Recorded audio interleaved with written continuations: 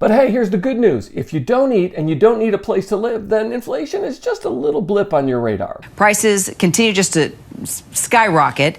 Any relief in the near future? And if so, how do you define near future? So it's time to make some drastic moves to change what we can change and get a little bit ahead of this inflation thing.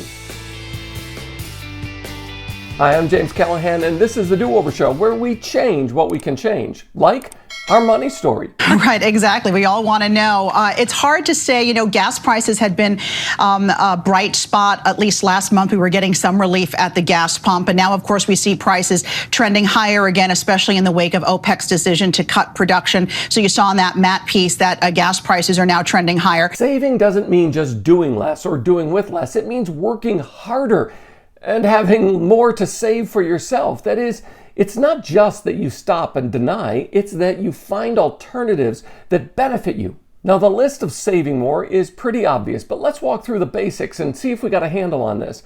The first thing, the easiest thing, maybe the hardest thing to get rid of is debt. That is, we pay between 10 and 25% every single year for the debt we carry. If we can get rid of the debt, then we take ourselves out of that hole. That's the first best step you can take. The next thing is to adopt a new habit or trick, and that is, instead of just setting a budget saying, I'm going to spend just $50 a month on clothes, shoes, or socks, you take that $50 and you say, pass, I'm going to open up a new savings account, and I'm going to put that $50 into a new savings account, and I'm going to work on growing my savings account rather than just spending on myself. That kind of investment in ourselves after a few months will begin to add up, and it will give us a different experience of what it's like to live in an inflationary environment in a recession. And it's more meaningful to have a savings account with an increasing balance than to overcrowd a drawer with more socks. The next few things are pretty easy. Get rid of unwanted subscriptions. Even if you want them, get rid of them. Do without them for a few months and see what life is like.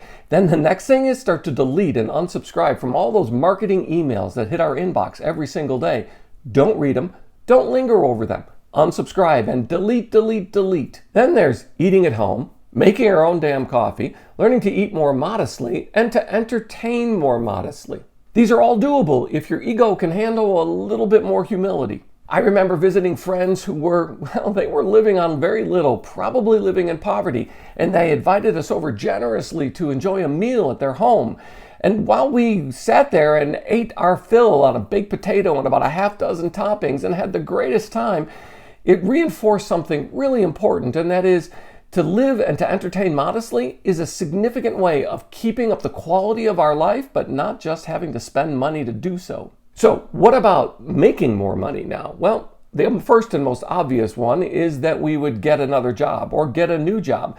It's the easiest way to get more money, and it's going to be the hardest for most of us. You see, over our working life, those of us who are able to change jobs for good reasons every 2 to 3 years will wind up making between 15 and 25% more over the totality of our work life than people who just stay at the same job, get a 2 or 3% pay increase, and trade off that increase for, the comfort level of not having to learn new work, new commute, and a new job. But that, of course, means upsetting routines, making new friends, and learning that new work and taking on new challenges. That, instead of keeping and holding on to the 2 or 3% increase year over year that we're lucky to receive at the same job, the next step is to start flipping somebody else's crap on eBay or Facebook Marketplace, or start digging through your own basement or closet or that shelf, all those things collecting dust, the things that you don't use, the things that you just don't get rid of.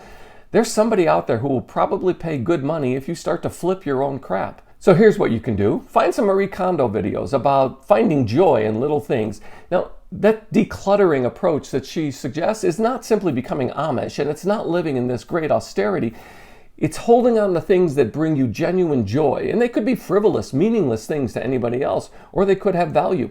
But they have value to you, and you hang on to them. Everything else, the things you don't wear, the things that are just stuck somewhere and you've never unearthed them, or you've never thought, maybe I should clean out that closet, Marie Kondo might be your salvation. Hello. Hey, and if you're not willing to drive for Uber or Lyft or DoorDash, then you can get one of those jobs that requires no experience necessary. Average pay throughout the U.S. is getting close to $15 an hour. So if you work 10 hours a week, that's $150. that averages out to about $7,800 more a year. And if you make $50,000 on average a year now, that's a pay increase of more than 15%. And that gets you ahead of inflation. And if you're struggling to live paycheck to paycheck today, and it's getting even harder because of inflation, that pain you're feeling, that anxiety, that nervousness, that's real. It's too easy to forget that the time in between our paychecks, that's what we call life. And living paycheck to paycheck is not a quality of life thing. And finding ways to have that money around in the last few days before the next paycheck has never been more important than it is today. So give yourself a break. Give yourself a raise.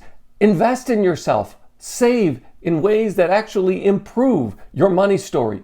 By saving more and making more, you can take control of your money story when the economy is out of control.